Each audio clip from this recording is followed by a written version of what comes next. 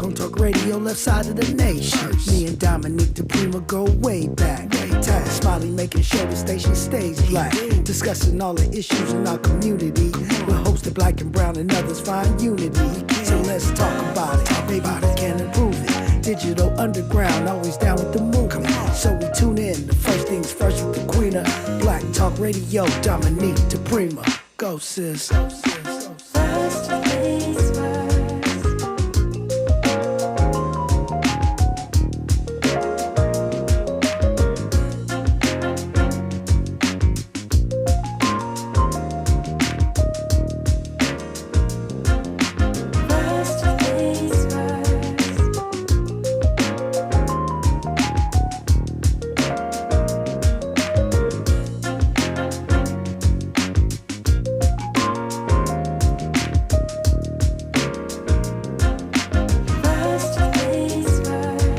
KBLA Talk 1580. Good morning. Good morning and God bless.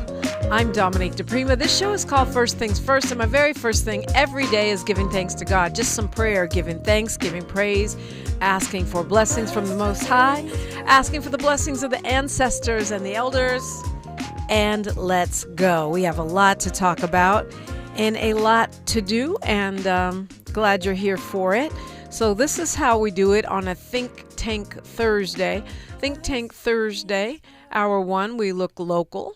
Hour 2, we go national, international, and beyond. And in the third hour, we do a deep dive on a hot topic or a person or persons of interest. Sometimes it's a combination of all of those things. Today, we will be talking with some of our African Focus Incorporated Trailblazers. I'm wearing my sweatshirt, which you could see if you were watching the live stream on YouTube at KBLA 1580. In their honor, I'm wearing my African Focus Trailblazers sweatshirt. So we'll talk about our trips, and some folks will give their impressions, their thoughts, and we'll talk about Africa in general. You're invited to hop on that train. That's going to be a lot of fun. We always have a wild bunch with us, and it'll be good to see folks again. Hour 2, we've got the phone lines open. And we have the phone lines wide open, hour 2, and, it'll be one of those.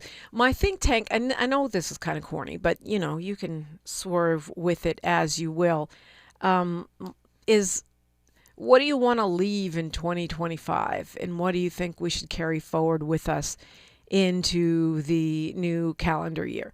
What do you want to leave behind here? I mean, there's a lot of things we wish we could leave behind. Maybe the president, maybe tariffs and high prices. Perhaps it's just all the stress, whatever you want to leave behind. But I think it's also really productive to think about what we gained, what we loved, what we want to keep, it's the old, what Sahara Ali always says, a focus on what you want part. So that's my think tank easy lob over the holiday home plate for you on this Think Tank Thursday. I think there's some value, though, in looking at what's good, not only what's bad. And believe it or not, a lot of great things happened in 2025. We know that when it bleeds, it leads, and there has been some terrible, tragic occurrences and the constant barrage of news that seems to hell-bent on making us depressed and discouraged. But when we gather ourselves and, take stock of the victories, take stock of the lessons, of the miles traveled, of the books read, of the friends hugged, of the family loved up on, all of those good things, that is when we remember that there's a lot we can hold on to in 2025. So phone lines open, hour 2 of the show. I'm going to do caller amnesty with one small caveat. It means even if you've called before, you can call again, because we typically try to limit it to once a week. But it's in the spirit of the holidays. We're going to do some caller amnesty and kind of wind down 2025. I will say this, though, in winding down 2025, that, we always want you to stick with us and ride with us through the whole spectrum, the holidays, Kwanzaa, Christmas, Hanukkah, and the New Year, all of that. But I wanted my caveat for the caller amnesty today is, we'll keep them a little short and sweet. We'll do, small to medium sized points instead of entire manifestos, just so that we make sure there's room for anybody and everybody who wants to weigh in before this year is out. So that's hour 2. And then right now, as we focus on what's local, what's going on the left coast, this side of town. And of course, you're welcome every hour to call at 800-920-1580. See that? I just had a New York accent for 1 second. You're welcome to call me at 1-800-920-1580, 1-800-920-1580. I am joined by my friend and colleague, my fellow mommy. She's also got a lot of jobs. She's some of them paid, most of them not. She's a professor at Cal State LA. She's a director of Black Lives Matter Grassroots, and she is the lead organizer for BLM-LA. Dr. Melina Abdullah, good morning. Hey, good morning, Sister Dominique. Uh-oh, she's been protesting again. The voice is almost gone. Good morning. Great to hear from you. I was just talking about, kind of setting the tone for this Think Tank Thursday, one of our final weeks of the year, in looking at what we want to leave in 2025 and what we want to bring forward with us in 2026. And you always say we need to celebrate the wins and the victories. So I think that's a good place to start, because one of the things we are bringing into 2026 is Waukesha's Law, a huge victory for Black Lives Matter Grassroots, for BLM-LA, BLM California, and Assemblymember Isaac Bryan, and all families who have loved ones incarcerated or who may ever have loved ones incarcerated. Absolutely. We are so grateful about the passage and implementation of Waukesha's Law. It shouldn't have to be a law. But what it does is require 24-hour family notification when a loved one is killed or injured or harmed in prisons, jails, and detention centers. And it's named in honor of Waukesha Wilson, who was a Black mama killed inside LAPD Metro Detention Center. And her family spent 4 days in an excruciating search for her before even learning that she was dead. And so I know you had Sister Sheila Hines on. I know we've talked with, and I was grateful to be with you last weekend, our Assembly member Isaac Bryan, who authored the law. And really it took almost 10 years of work in Waukesha's name to get that law passed. And of course, Waukesha's mom and auntie were at the front of that fight.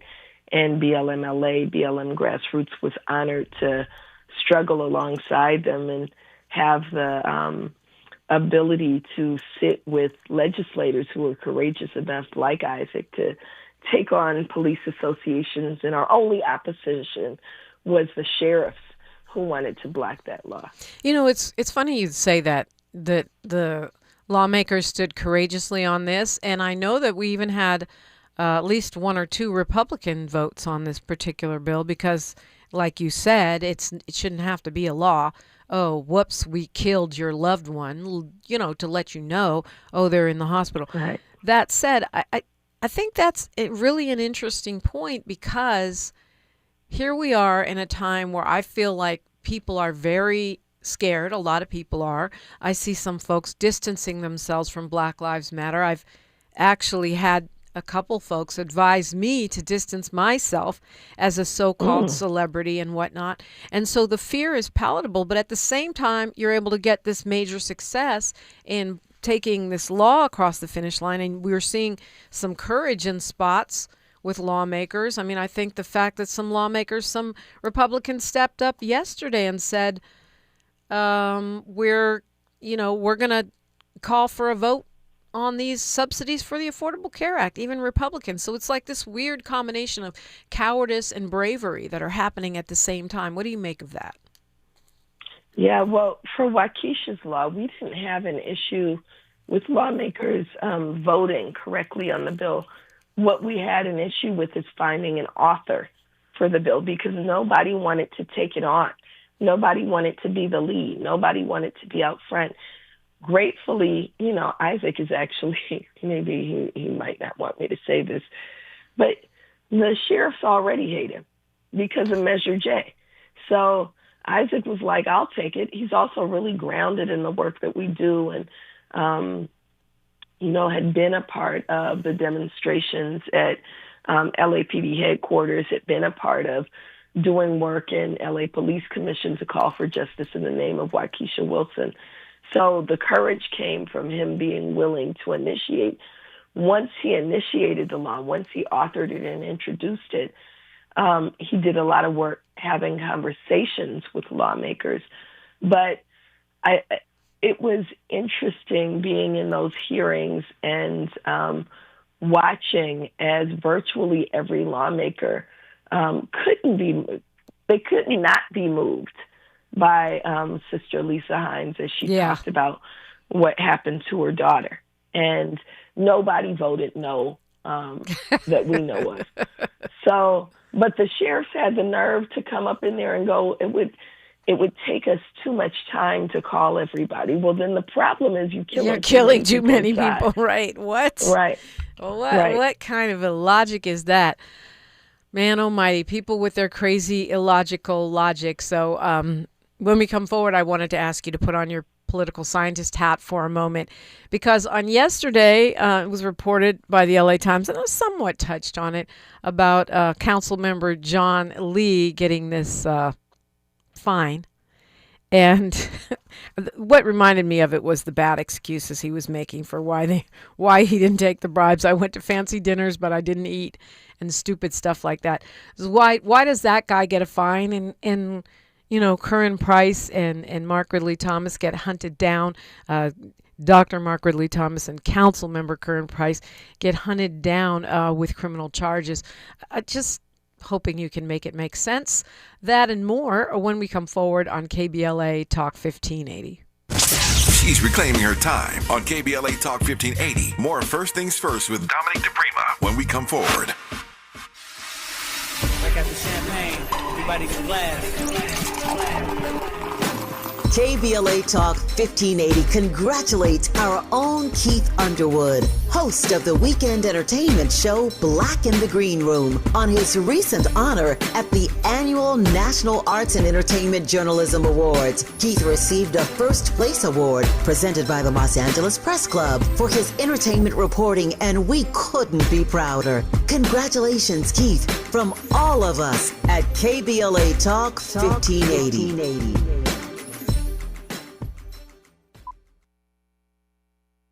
You know that Big Bargain detergent jug is 80% water, right? It doesn't clean as well. 80% water? I thought I was getting a better deal because it's so big. If you want a better clean, Tide Pods are only 12% water. The rest is pure, concentrated cleaning ingredients. Oh, let me make an announcement. Attention shoppers, if you want a real deal, try Tide Pods. Stop paying for watered-down detergents. Pay for clean. If it's gotta be clean, it's gotta be Tide Pods. Water content based on the leading bargain liquid detergent. This holiday season, KBLA Talk 1580 wishes you and yours joy, peace, and prosperity. As we celebrate with family and friends, we're already looking forward to an exciting first quarter, packed with must-attend events to kick off the new year just right. In January, join us for our inaugural Brotherhood Brunch, bringing together community leaders, change makers, and everyday people for inspiration and connection. February means it's time for our signature Black History Month luncheon, a powerful celebration you won't want to miss. And in March, Women's History Month, we're once again hosting our State of Black Women in Los Angeles Symposium and Luncheon, addressing the issues that matter most inside our community. From all of us at KBLA Talk 1580, happy holidays. Stay tuned for more details on these incredible upcoming events. KBLA Talk 1580, your voice, your community, your power.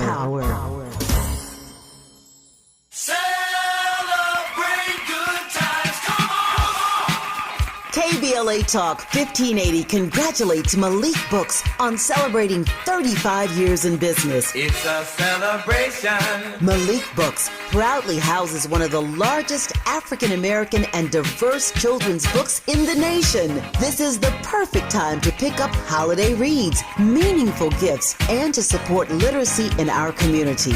For 35 years, Malik Books has stood strong in the Black Book Revolution, uplifting stories that heal, inspire, and transform.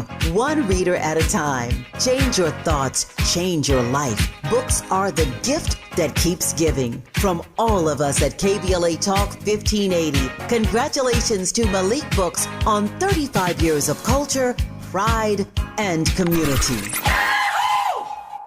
Your ancestors' favorite radio station, and your favorite morning show host. Let's get back to Dominique DePrima right now. Right now, Jacqueline Anderson points out that I forgot one of your important bona fides, Dr. Abdullah, that you are the president of the Prince Fan Club internationally. Thank you for the reminder, and no disrespect intended there, Doc. Thank you so much for that.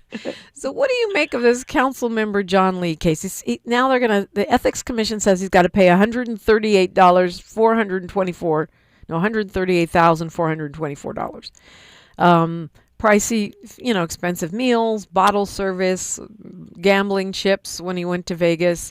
Apparently all of these things were bribes he accepted. His boss at that time, council member Mitch Englander, actually did go to jail. Right. So he knew better. And not only that, I don't see how this is not a clear violation. You're taking basically bribes. The judge in the case said he did take stuff he wasn't supposed to take, but they stopped short of saying he misused his position, which is confusing to me, because if I use my position to get bribes, that seems like a misuse of a city council seat. But, I'm not a judge. I'm not a lawyer. What I don't get is how he gets a fine. I grant you it's a steep fine. And Councilmember Curran Price, who didn't even take bribes, he just put his wife on his insurance when they weren't actually legally married yet, or he wasn't legally divorced from the other one. And he could just pay that back. Instead, they want to bring charges against him. Don't get it. Well, I get it. It's the same thing. Like, I used to have a student who used to say, the answer is white supremacy. The answer is always white supremacy, right? That,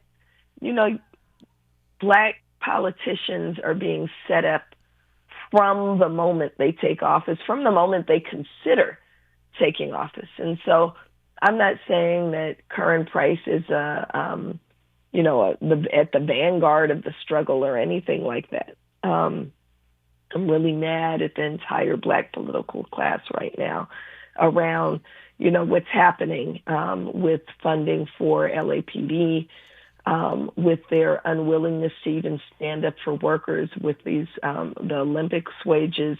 I'm really mad at them. And Curran Price is still a black man. A regular black man. I remember seeing the last time I saw Curran Price, it was when, not inside City Hall, it was when we were standing in line for Phillips Barbecue on Crenshaw, right? Looking regular. And so he's being set up. That's what's happened to Curran Price, to Mark Ridley Thomas. And the contrast is John Lee is not a black man. He's also doesn't have even as progressive of a track record as a Curran Price or a Mark Ridley Thomas. And so, of course, the system is treating them very differently. Yeah, I noticed that about LA when I first came here, too, that the press treats black electeds way more harshly than anybody else, even other so-called BIPOC people. The LA Times in particular, but the LA press in general, loves to tear down black electeds. It's like a sport. Yeah. Because how dare you run in the first place? How dare you hold that position in the first place? The answer is white supremacy. Anti-blackness, white supremacy, that's the answer. To your point about being angry with local electeds, what I know that you also have a position with your union. I didn't include that in your bio, your intro either. But I don't understand what happened with the council president, really. I mean, I understand it in the most basic way, which is he's moving to delay the promised increases in pay, hourly wages, for people who work at the Olympics, tourism workers. And I'm assuming that the rationale is our budget woes. But I'm really not understanding how it's working politically, because typically politicians, especially progressive Democrats, tend to be cooperative with labor. Yeah, I think it's a terrible political calculation that Marquise Harris Dawson made. Terrible political calculation. And I'm saying that first because Marquise, like most politicians, it seems he puts himself and his political ambitions ahead of how he's serving community. And I'm saying this as someone who has genuine love for Marquise as a person. The column that I wrote for today that comes out in the Sentinel today is about how used to be progressive isn't good enough. And it's a letter to Karen Bass, Marquise Harris Dawson, and the entire Black political class. It's not good enough for you to happen to be Black. It's not good enough for you to say, I used to do good work at Community Coalition. When you betray Black people, when you betray the working class, there should be political consequences. It's astounding to me that he is misplaying even the political calculus of what's happening. This is a betrayal of labor, which is the only real kind of powerful counterbalance to the balance of the right wing and the Police Protective League. But it seems like he's playing for the support of the Police Protective League. Because at the same time, he's saying Olympic workers shouldn't get $30 an hour, which is not a high wage. Anybody who lives in LA and knows that the average cost of an apartment is $2,000 a month. He also said from the dais that the police chief will get every single dollar he ever requests of city council. But to be fair, I mean, $30 an hour is not a lot to try to live in LA, but it is a lot compared to the minimum wage, compared to what is it? What a lot of other workers in lower wage jobs, the $16 an hour, or if you're in, certain jurisdictions up closer to 20, it is a lot more than those folks get. It's higher. It's not enough, but there was a study that came out that said really a livable wage in Los Angeles is more like double that, more like $60 an hour. To be able to afford the affordability wage would be $60 an hour. So I get what you're saying. It's better than the bottom of the barrel, but we're talking about an Olympics wage. We're talking about money that's coming in where you're essentially saying that these companies don't have to pay their workers a greater share of their profits.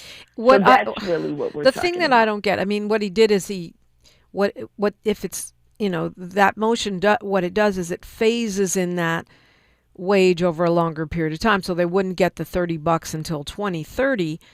But I just don't, the business groups tried to repeal this wage and get it on the ballot, and they failed.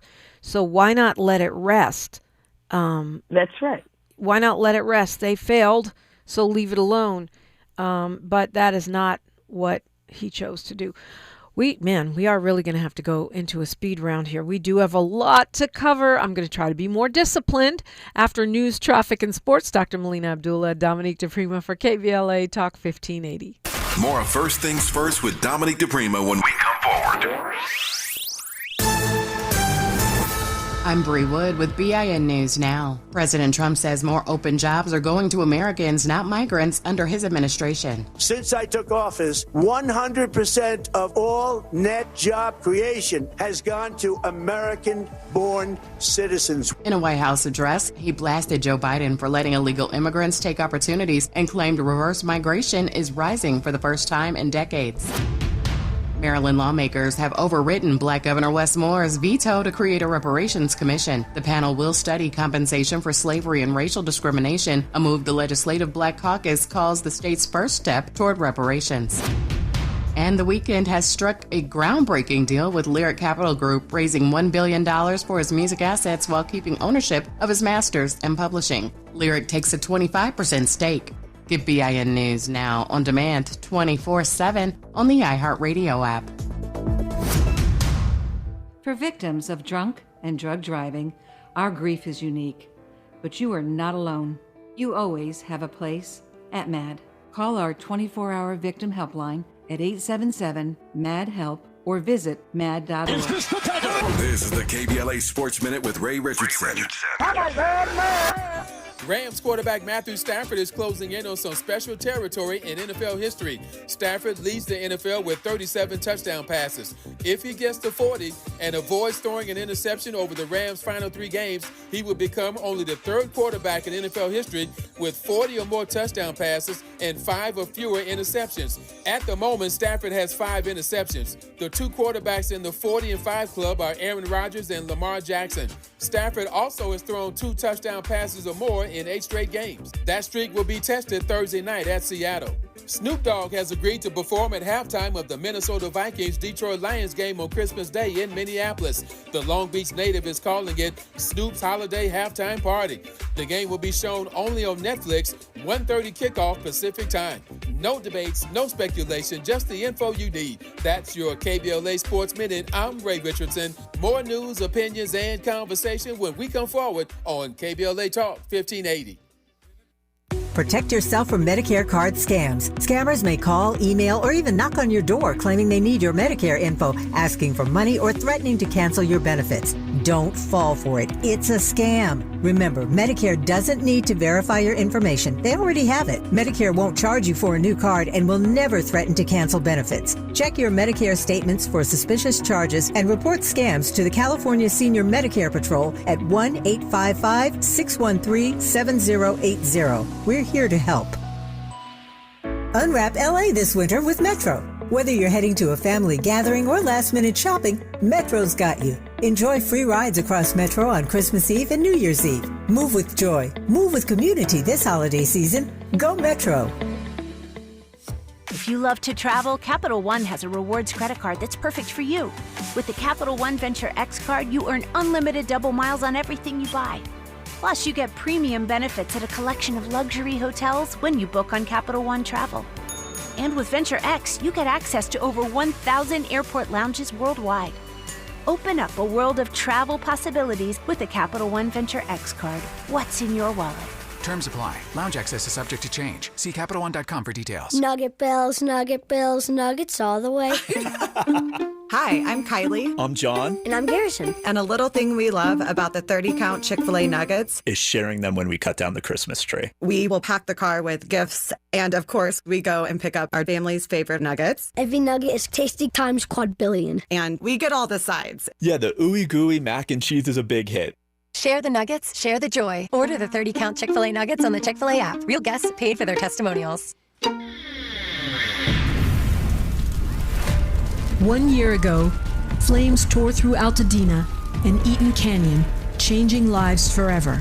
From the ashes, can a beloved community rise stronger?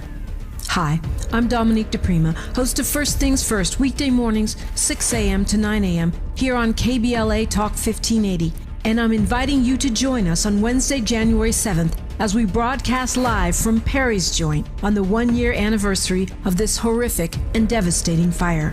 We're remembering those we lost, celebrating the heroes and sheroes who answered the call, and honoring the resilience of neighbors who are determined to rebuild together. I've been a strong black woman a long time, and I can't just break down now. Hear the stories of survival, the voices of recovery, the spirit of community that the fire couldn't destroy, and yes, the angst of those who still do not know where they go from here. Yeah, where am I go? At KBLA Talk 1580, we don't just cover the story, we're part of this community, and we've done our level best to hold those responsible for this fire accountable.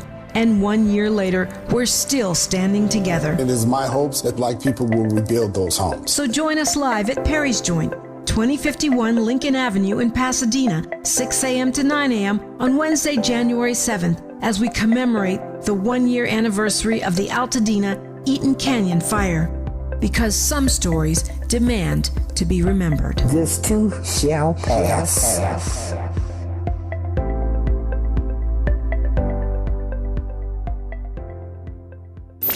Thanks for waking up with Dominique DePrima on KBLA Talk 1580. Yes, Dr. Melina Abdullah is my guest. She's the director of Black Lives Matter Grassroots, the actual real Black Lives Matter, not the Global Network Foundation, which is holding the money that they took, stole, grifted, however you want to call it. So let's talk about my speed round here. Let's talk about this AB 715, I believe it is, the Assembly bill that recently passed this fall, which I call it the fake civil rights bill because it says that it's fighting anti-Semitism, but it looks like what it really does is deputize the ADL and conservative students to rat out professors who try to talk about anything that they don't like and or criticize Israel. Yeah, this is a really, really scary bill. AB 715 is something that Black Lives Matter Grassroots and my union, the California Faculty Association, along with virtually every education group, staunchly opposed. AB 715 was rammed through at the last minute. It makes it... you can discipline teachers for what they say, do, or make you feel in the classroom. So anything that a teacher does, a K through 12 teacher does, that makes someone who identifies with Israel feel uncomfortable is subject to disciplinary action when there's already a mechanism. If you do something that's out of line, then it's supposed to be reported. It's also an anti-labor bill because that's negotiated in labor negotiations, right? That if a teacher's supposed to be disciplined, fired, or demoted, or moved from the classroom, that has to go through a process. This bill goes around that process. So unfortunately, and I'll say it because some people are afraid to say, the Israeli lobby absolutely bought and paid for this bill. It was interests like AIPAC, and they don't want me to say JPAC, but it was JPAC to Jewish Political Action, or Public Affairs Council is what PAC stands for. But they mean PAC, right? That maneuvered this bill, that used members of the Jewish Legislative Caucus to be really, really unethical and bully and pass it through, and then the governor signed it. And we were opposed then, and we're opposed now. We're grateful that yesterday the first challenge to the bill made its way into court, and the Arab American Defense Council is leading that challenge. My union, the California Faculty Association, signed on. But we have to make sure that this bill doesn't happen. Here's the clinch. The clincher is the debate that they're having in the court is, do classroom teachers have First Amendment rights? That's crazy. And that's what's being debated. That's really crazy. So, like, how could as if classroom teachers aren't people? Because those are the rights of humans supposedly in this country. Right. Every other job in the world, you don't forego your First Amendment right because you take the job. But this is how afraid they are also of education. This is how afraid they are to talk. I mean, that would mean if this bill goes into full effect, you could say anything makes you feel uncomfortable, and it's reportable. Wearing a Black Lives Matter T-shirt could make someone who identifies and the with fact Israel. is, nobody can make you feel anything. Your response to something is something you control. So if I can just say you make me feel uncomfortable, Are you going to, will this administration or will this bill support me if I say I feel uncomfortable because my teacher is a white man? Like, right. That's up to Maybe. me to figure out how to navigate that. I don't think they would. But anyway, I guess the goal is a preliminary injunction to stop the enforcement. To block it from Yeah. That's right. To block it from taking effect. I'm going to say the reason I think your hypothetical is possible is the same forces that passed this bill have said one of the reasons they're challenging my credibility as a classroom teacher is because my last name is Abdullah. So, yes, they could say your identity makes them uncomfortable. Well, we should do a test case. I'll go sign up for somebody's class and say I feel uncomfortable because Ben Shapiro was the teacher. I see what you're saying in reverse. Yeah, in reverse. yeah. No.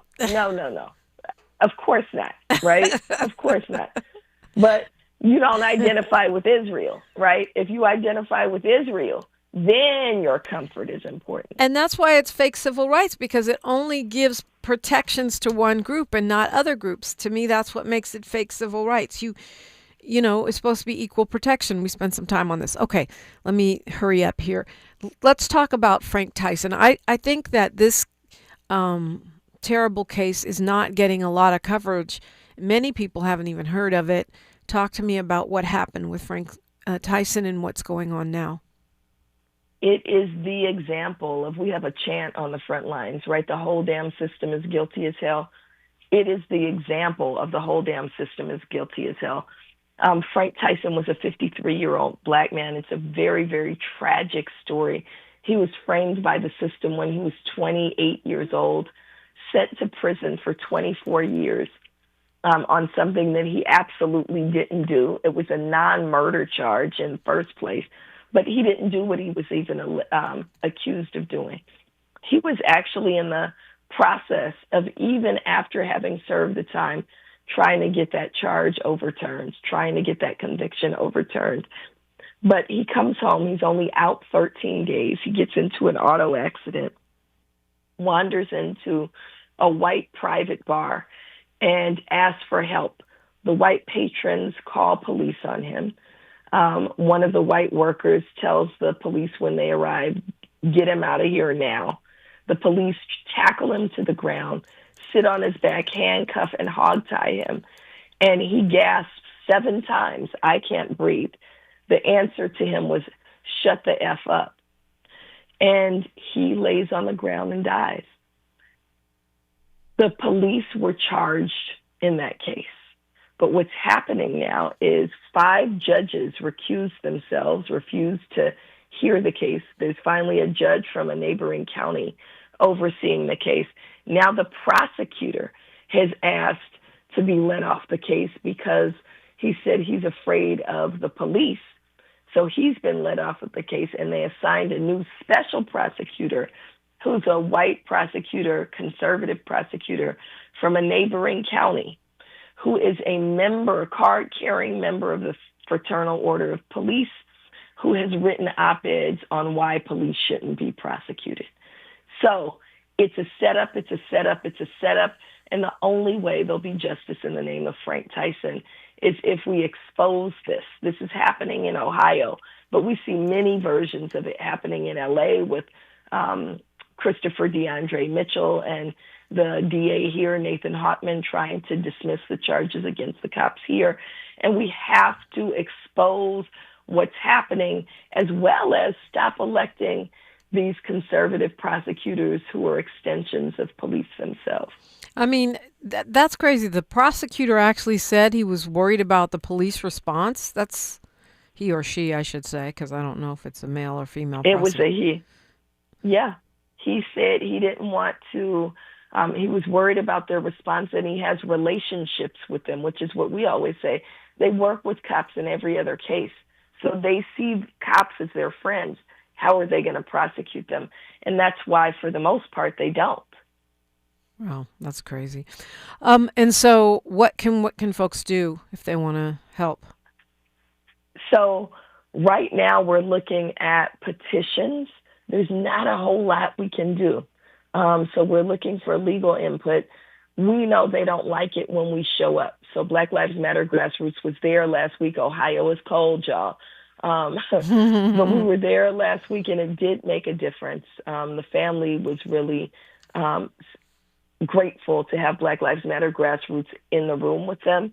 And so we're working on a strategy, but at the top of that strategy is to just keep eyes on what's happening in Canton, Ohio, and say the name Frank Tyson. So they know that's another chant that the whole world is watching. The whole world is watching. Yeah. So talking about it and knowing about it is part of what we have to do to improve the situation. That's just so terrible, and one of the reasons that I always go back to this is because I think that sometimes there's a temptation to believe that because these things are not in the news, that it's not happening anymore, that it's not, still a problem. So I'm so glad you guys are doing the work that you're doing. When we come forward, I want to talk a little bit about Black Xmas, what that really is. It's prime Black Xmas season, and we'll have a little recap of what occurred at the honoring of what BLM Grassroots says, no honoring of thieves. Well, the honoring of thieves went down, and we'll find out what happened there. More straight ahead, only on KBLA Talk 1580. A safe place to go loud. A great place for progressive politics. KBLA Talk 1580. KBLA Talk 1580. We've got a lot to talk about. KBLA Talk 1580, connecting you with services and solutions. The Autopsy Initiative provides a second autopsy free of charge for victims' families who have lost their loved ones due to a police-related death. The services offered through the initiative include the completion of a second autopsy, disclosure of preliminary findings, and a final autopsy report. A police-related death is when an individual is harmed by police officers using deadly force, which results in an individual's death. Police-related death includes in-custody deaths, including those that arise during contact with law enforcement officers during arrest, pursuit, booking, transport, or incarceration. The Autopsy Initiative has a team of board-certified pathologists on call. An autopsy request may be completed by anyone with a close relationship with the victim, which may include the victim's spouse, partner, relative, close friend, or lawyer. To request a free second autopsy for a victim of police violence, please visit knowyourrightscamp.com. That's knowyourrightscamp.com. Then click on Autopsy, then click on Request. At KBLA, we believe in justice for victims of police violence. We say their names, and we don't black down. This is a community call to action from KBLA Talk 1580. KBLA Talk 1580. We've got a lot to talk about. KBLA Talk 1580 is committed to self-care and community well-being. Walk Good LA was formed in June 2020, inspired by the Black Lives Matter movement and the beginning stages of the COVID-19 pandemic. What began as a few minutes of breath work and yoga meditation before protests against police brutality turned into a safe space for the community to heal in hard times. The immensely positive response from the community transformed the momentum into a movement. Today, Walk Good LA is a Black and Brown-led community wellness organization based in Los Angeles. They provide spaces for healing through community yoga classes, guided meditations, hikes, run clubs, and other activations throughout Los Angeles that attract hundreds of members weekly. With the help of Propel and Michael B. Jordan, they now have a yoga and wellness studio in Los Angeles called the Walk Good Yard. To join their mailing list and connect with healing spaces, please visit walkgoodla.org. That's walkgoodla.org. Or find them on Instagram at walkgoodla. This is a community call to action, a community call to healing from KBLA Talk 1580. With the new IHOP value menu, $6 is all it takes to go to your happy place, where stacks of pancakes with bacon and eggs are just $6 every day. French toast, sausage, and eggs are, you guessed it, $6. And fluffy omelets come with a side of pancakes and only cost $6. Go to your happy plates every day at IHOP. $7 in some locations. Available every day for a limited time at participating restaurants in the U.S. Hours may vary. No substitutions. Not valid with other discounts or promotions. Prices may vary. Oh, how's that flu, babe? Did you take DayQuil Intense Flu yet? Nah. I got this. Ugh, okay, I don't got this. You stay on the couch, and I'll grab the Dayquil. Undo your flu symptoms with Dayquil Intense Flu. Dayquil Intense Flu provides powerful relief of your flu symptoms. I'm ready for that to-do list. Wow, you do got this. Dayquil Intense Flu. The daytime coughing, aching, fever, under your flu medicine. Use as directed. Keep out of reach of children. Find a righteous rage and don't be afraid to say what you see. We're KBLA Talk 1580. We are, and we're talking with Dr. Melina Abdullah. So let's talk about Black Xmas, what it is and what it ain't. Some people thought it was some kind of disrespect of Christmas. Clearly not that, but break it down. No, of course. So Black Xmas is a campaign that we initiated after the murder of John Crawford inside a Walmart store in 2014. John Crawford was a young Black dad. He was 22 years old, walking through the aisles of Walmart, picked up store merchandise, which was a BB gun. And as he's just casually walking through the aisle, police are called on him, and they murder him in the aisle of the store. And so the premise is that white supremacist capitalism does not respect Black life. And so during the period from Black Friday through January 1st, we boycott white supremacist capitalism. And we're grateful that this year people are starting to pay more attention to the value of our own dollars and using our own dollars as a form of protest. So withdrawing their dollars from places like Target and Walmart. But we say withdraw our dollars from white supremacist capitalism overall, and instead we build Black, remembering that you don't have to buy anything. All that stuff. You don't have to buy anything at all, yeah. We don't. If you don't need nothing else, don't buy nothing else. Right. You know what makes a great gift? If you want to give something to me, donate it to BLM Grassroots so we can continue to do the work, so we can buy the plane tickets to go to Ohio in January to be there for Frank Tyson's family, right? So donate. We say build Black organizations, build Black institutions, rather than spending on a bunch of stuff that you don't need, that the season and white supremacist capitalism tries to tell you that you do. Second, if you do need something, buy Black. Remember, you don't have to go to Walmart for a skateboard. You can go to Neighbor's Skate Shop. You can go to Ride On for your bike rather than spending at Target. So if you're going to buy Black. And we have a whole website and do Black-owned businesses of the day every single day during the Black Xmas season. And people can go to blackxmas.org to see Black businesses all around the country, and they're categorized. So in LA, you can look for restaurants, you can look for a plumber, you can, whatever it is you need is, we're building that database. And then lastly, Bank Black. Move your money out of these white corporate banks.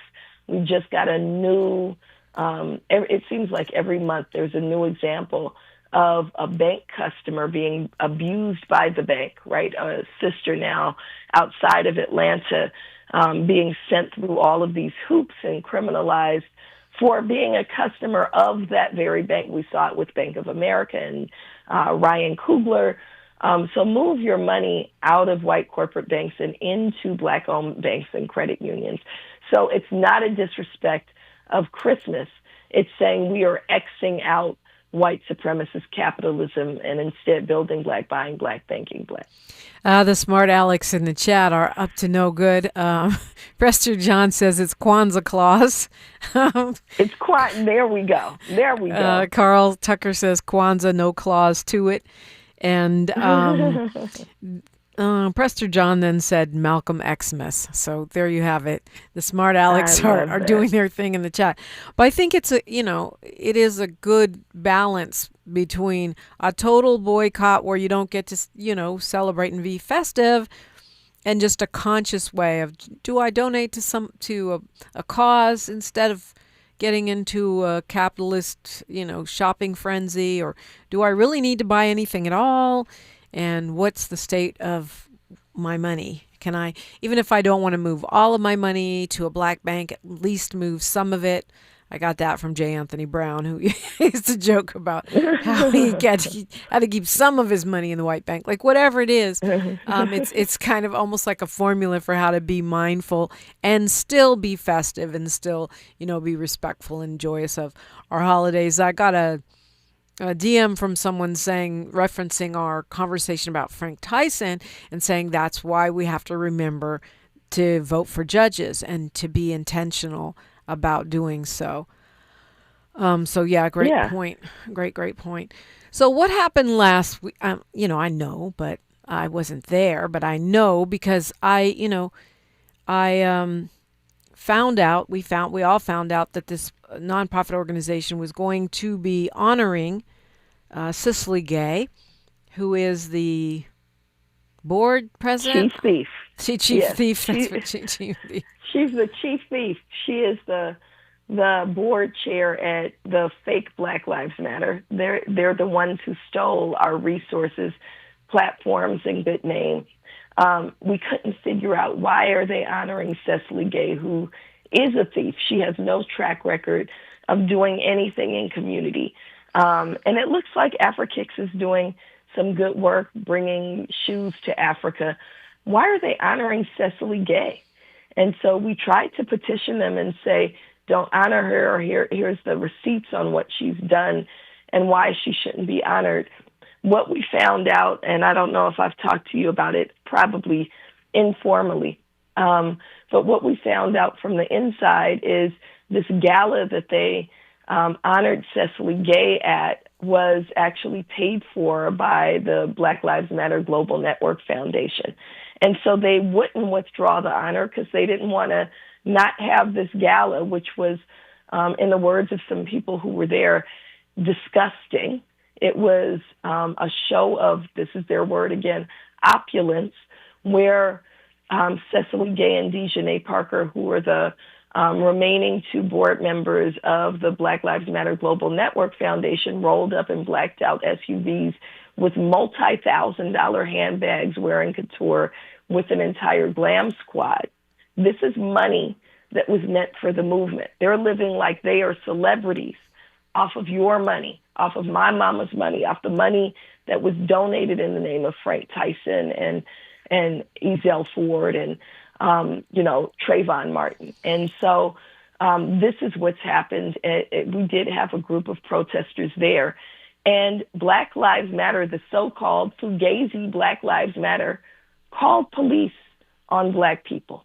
That's to show what frauds they are. We would never call the police on Black people. Right. So but they called the police. I mean, for those who haven't been following along, it's a group of consultants that in the transition of leadership seized the moment and seized control of $90 million and counting, plus the social media platforms of the real Black Lives Matter, which is BLM Grassroots. Molly Bell says, Dr. Melina Abdullah, our prince says there are thieves in the temple. and so the police were called, but no one was arrested. Everyone's okay, right? Right. There was a dispersal order. People left, and we went and did some other things. But, yeah, the police were called. Apparently, they've also filed a restraining order against me personally. I wasn't even there. All I did was make a comment on Instagram. You talking about the AfriKicks, or are you talking about the Global Network Foundation? No, the Global Network Foundation. Okay, so they're trying to get a restraining order against you for protesting, which is also ironic. You have to do. Right. Would the real Black Lives Matter be bringing a restraining order against someone for protesting? I think not. Right. Well, I haven't been served, but that's their notice is they're going to file a restraining order against me. So we'll see. We'll see if that happens and if there's anything to fight. We do want to remember that there's good work moving through BLM Grassroots, and people should be following BLM Grassroots for all of the work to support Frank Tyson, to support Christopher DeAndre Mitchell, to advance Black Xmas, to hold corrupt politicians accountable. That's all the work of BLM Grassroots. Yep. Not to mention so many things in the year to come. So they should follow BLM Grassroots and BLM Grassroots on all platforms, or blmgrassroots.org. That's right. That's right. That's the real deal. That's where we really at. Yes. Dr. Melina Abdullah, as always, thank you for stopping in. Thank you so much, Sister Dominique. Don't forget you can hear her Saturday morning, 8 to 10. This is not a drill, and it's only here on KBLA Talk 1580. KBLA 1580 Santa Monica. I'm Bree Wood with BIN News Now. President Trump says more open jobs are going to Americans, not migrants, under his administration. Since I took office, 100% of all net job creation